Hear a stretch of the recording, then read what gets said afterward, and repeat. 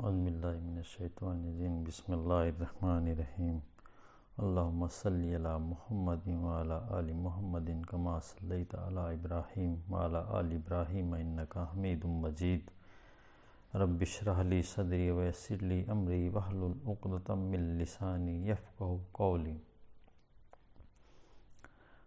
آج کا ہمارا موضوع ہے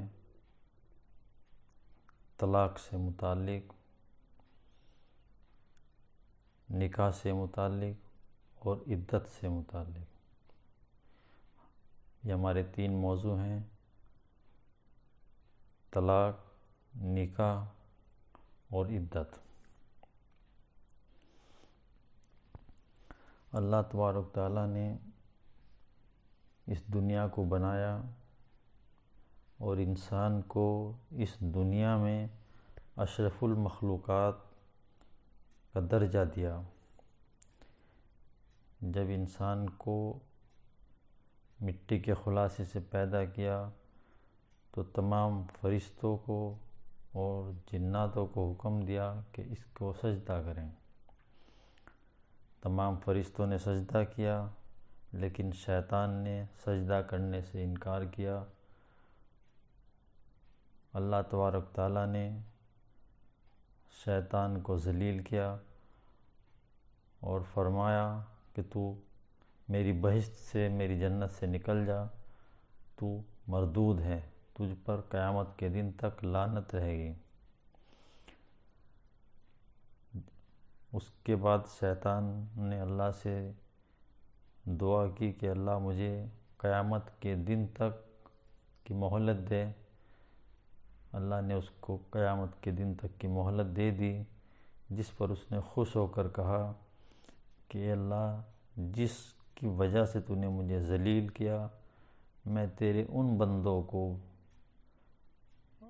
طرح طرح سے بہکاؤں گا اور انہیں جنت سے ہٹا کر جہنم میں لے کر جاؤں گا۔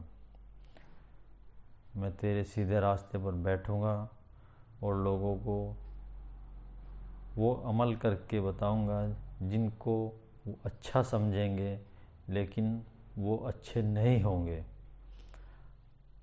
اللہ نے اس پر لعنت کی اور کہا اے مردود، جو میرا نیک بندہ ہوگا، میری ہدایت کے مطابق زندگی گزار کر عمل دنیا سے آئے گا، میں اسے جنت میں بھیجوں گا اور اس پر تیرا کوئی زور نہ ہوگا۔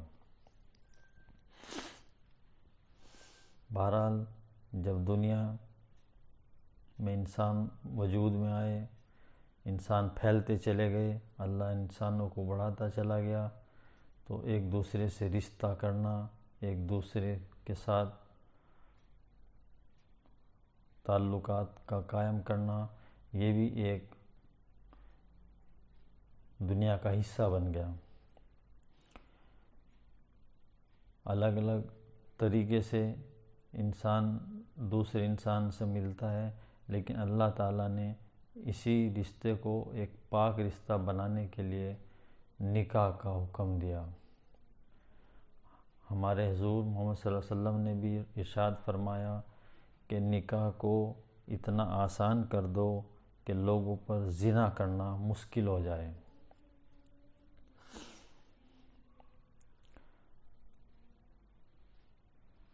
جب دو خاندان آپس میں رشتہ کرتے ہیں، ایک دوسرے سے ملتے ہیں، تو نکاح وجود میں آتا ہے۔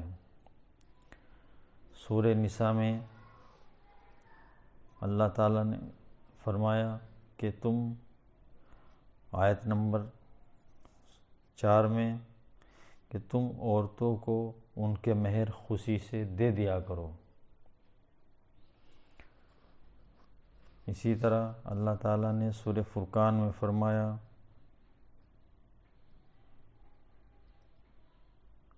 کہ ہم نے انسان کو پانی کے خلاصے سے پیدا کیا، پھر اس کو سسرال، ننھیال اور ددھیال والا بنایا۔ اسی طریقے سے اللہ تعالیٰ سورہ احزاب میں فرمایا جب نکاح ہوتا ہے تو نکاح میں جو خطبہ پڑھا جاتا ہے اس میں سورہ نساء کی بھی آیت پڑھی جاتی ہے اور سورہ احزاب کی بھی آیت پڑھی جاتی ہے۔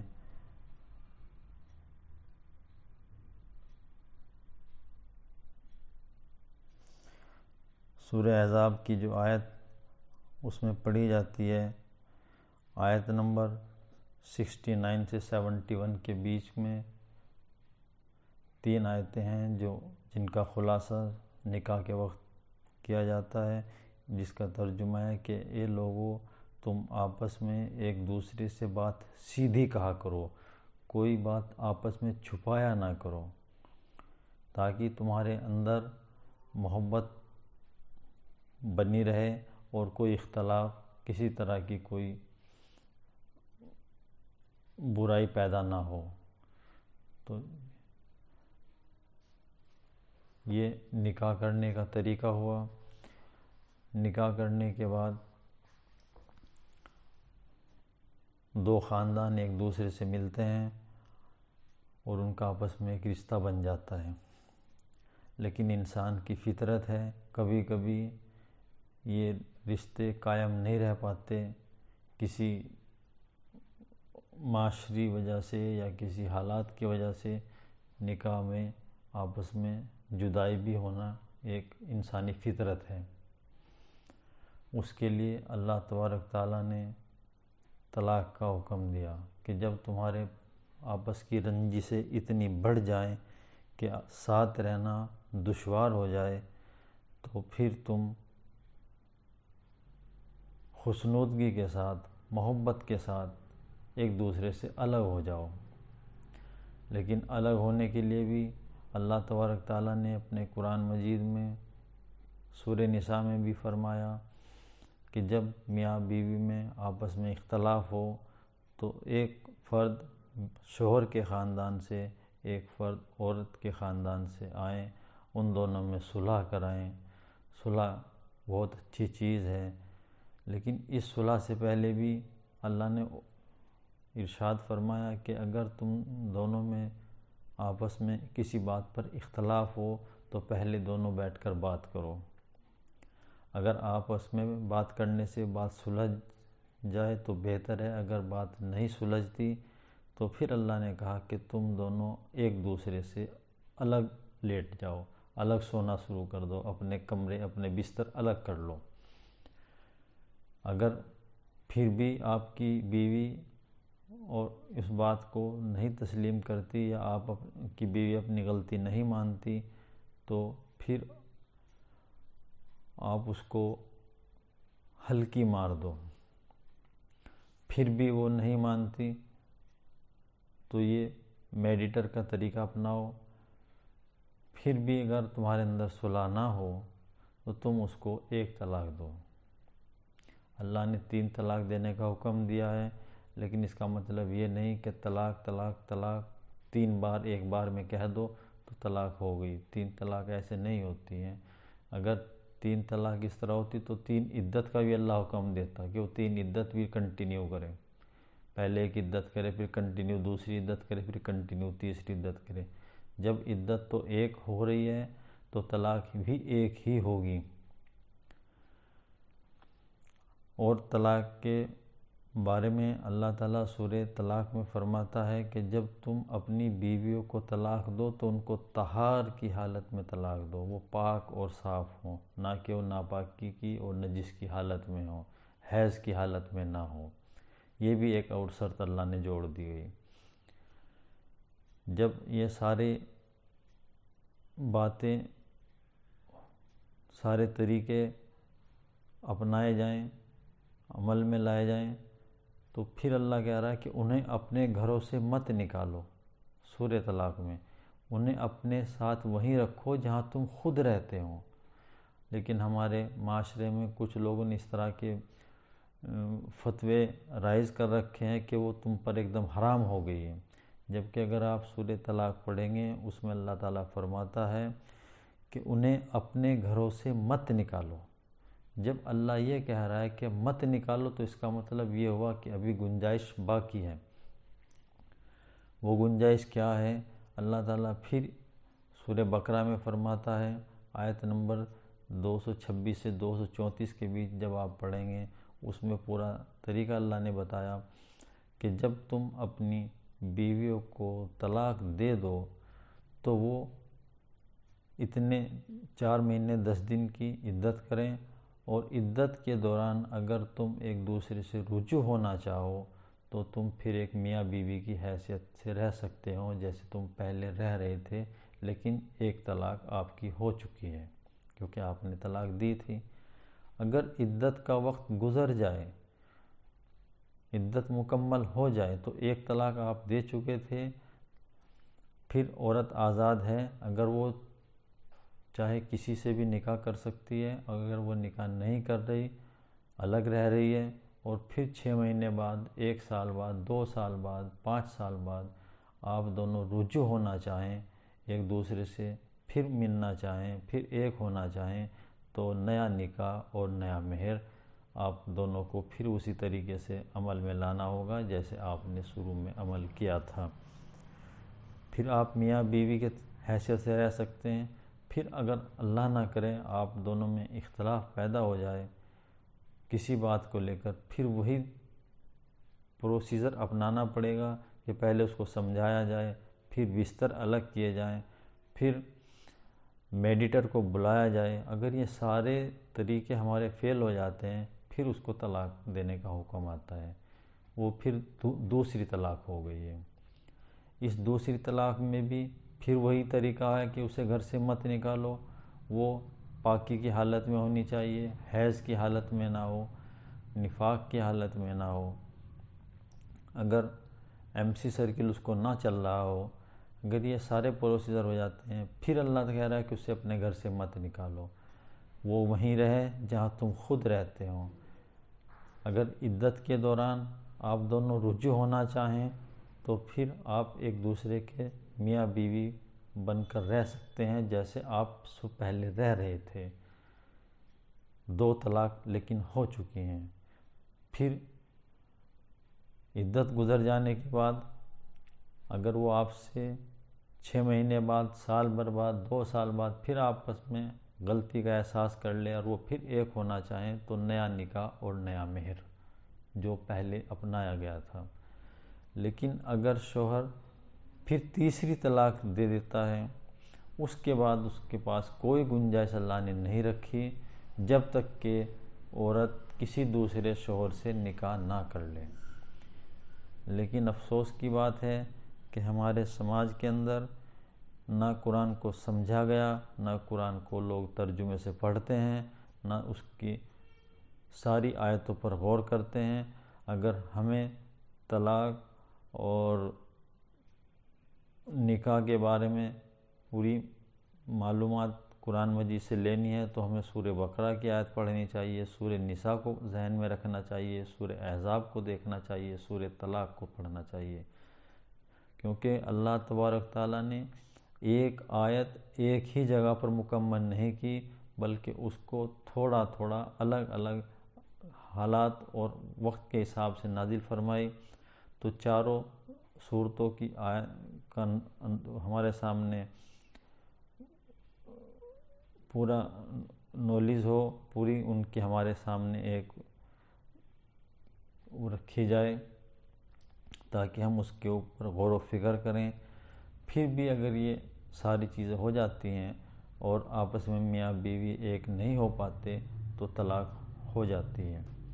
اب طلاق کے بعد تیسرا مرحلہ عدت کا آتا ہے۔ عدت کے 2 طریقے ہیں۔ اگر کسی کے شوہر نے طلاق دی تو اس کی عدت 2 طریقے سے، اگر وہ عورت پریگننٹ ہے، حمل سے ہے، تو اس کی عدت بچہ پیدا ہونے تک ہے، چاہے اس کا وقت 8 دن ہو، 10 دن ہو، 2 دن ہو یا پورے 9 مہینے کا ٹائم ہو۔ اگر عورت پریگننٹ نہیں ہے تو اس کے لیے دوسری کنڈیشن میں 4 مہینے 10 دن کا ٹائم اللہ نے رکھا ہے تاکہ 3 MC سرکل اس کو ہو جائے۔ MC سرکل ہونے سے اس وقت پر 1400 سال پہلے کوئی الٹرا ساؤنڈ سسٹم یا کوئی اور ٹیکنالوجی نہیں تھی، تو ایک پریگنینسی کو جانچنے کا نام عدت ہے۔ اگر کوئی عورت پریگننٹ ہے اور وہ اپنے اندر چھپا رہی ہے اپنی پریگنینسی کو، تو وہ 4 مہینے 10 دن میں یا 3 MC سرکل میں اس کا پتہ لگ جائے گا کہ وہ پریگننٹ ہے یا نہیں ہے۔ اگر وہ پریگننٹ ہے تو وہ بچہ اس شوہر کا ہے جو یا تو مر چکا ہے یا اس نے اس کو ڈائیورس دیا ہے، اور اگر وہ پریگننٹ نہیں ہے تو اس نے ٹائم کے لیے وہ اپنے آپ کو نکاح سے روک کے رکھے، پھر وہ دوسرے شوہر سے نکاح کر لے، تاکہ جو پریگننسی اس کو ہوگی وہ اس شوہر کی ہوگی جس نے اس کے ساتھ نکاح کیا ہے۔ سورہ بقرہ کے اندر آیت نمبر 34 234 میں اللہ تعالیٰ نے عورتوں کو یہ کہا، جب تمہارے شوہر مر جائیں یا تم کو طلاق دے دیں تو تم اپنے آپ کو روک کے رکھو۔ وہ روک کے رکھنا یہ نہیں ہے کہ تم اپنے آپ کو قید کر لو، ایک 4 دیواری میں بند کر لو، کوئی دنیاوی کام نہ کرو، نہ اگر آپ بیمار ہو تو ڈاکٹر کے پاس نہ جاؤ، یا آپ کو کوئی اور پریشانی ہے آپ اس کے، یا آپ تجارت کرتے ہیں یا آپ کوئی کاروبار کر رہے ہیں، آپ اپنا کاروبار بند کر دیں، ایسا اسلام میں کہیں نہیں لکھا۔ یہ سب باہر کے لوگوں نے بے سمجھے عورتوں کے اوپر برڈن ڈال رکھا ہے۔ اگر عورت پریگننٹ نہیں ہے، اس کو MC سرکل چل رہا ہے، تو اس کو کلیریفیکیشن کا نام عدت ہے، تاکہ اس پیریڈ میں 4 مہینے 10 دن میں یا 3 MC سرکل میں یہ بات کلیئر ہو جائے گی کہ عورت پریگننٹ نہیں ہے، اور عورت پریگننٹ نہیں ہے تو وہ آزاد ہے، وہ اتنے ٹائم رک جائے، اس کے بعد وہ کسی بھی شوہر سے جس سے وہ چاہے نکاح کر سکتی ہے۔ اس کا نام عدت ہے۔ عدت اس کو نہیں کہتے کہ ایک عورت کو گھر کے اندر قید کر دیا جائے، اس کو 4 دیواری میں بند کر دیا جائے، یا جیسے آج کے معاشرے میں ایک بے فضول کے طریقے اپنائے جاتے ہیں کہ اس کو چاند نہ دکھے، اس کو سورج نہ دکھے، اس کو فرشتے نہ دیکھیں، یہ سب اسلام سے باہر کی چیز ہیں، قرآن سے ہٹ کر ہیں۔ قرآن مجید صرف ہمیں اتنی اجازت دیتا ہے کہ ہم اپنے آپ کو اتنے وقت تک دوسرے شوہر سے نکاح کرنے سے روک کے رکھیں۔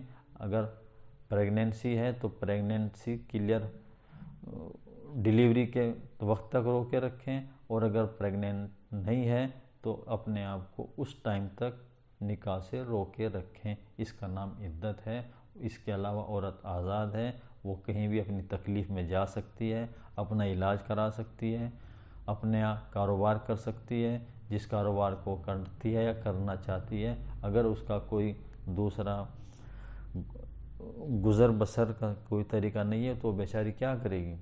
وہ تو گھر میں قید ہو کے رہ جائے گی، دوسروں کی محتاج بن جائے گی، دوسروں کے اوپر ڈیپینڈ کرے گی۔ اللہ نے ایسا ظلم عورتوں پر نہیں کیا۔ اللہ تعالیٰ انصاف کرتا ہے، اور اللہ تعالیٰ انصاف ہی کو پسند کرتا ہے۔ اس لیے ہمیں نکاح کے بارے میں، طلاق کے بارے میں، عدت کے بارے میں اپنے قرآن مجید کو پڑھنا چاہیے۔ کچھ آیتوں کا میں نے حوالہ دیا، آپ ان کو دیکھیں اور سوچیں، غور و فکر کریں۔ ایک نکاح میں ہمارے یہاں بہت بڑی کمی وہی خطبے کی آتی ہے۔ خطبہ عربی میں دیا جاتا ہے، عربی کی آیتیں اس میں پڑھی جاتی ہیں، جو ہمارے نکاح کرنے والا خود نہیں جانتا کہ میں نے نکاح میں پڑھایا کیا ہے۔ جو لوگ وہاں پر موجود ہوتے ہیں ان کو بھی یہ نہیں پتہ چلتا کہ نکاح میں کہا کیا گیا ہے۔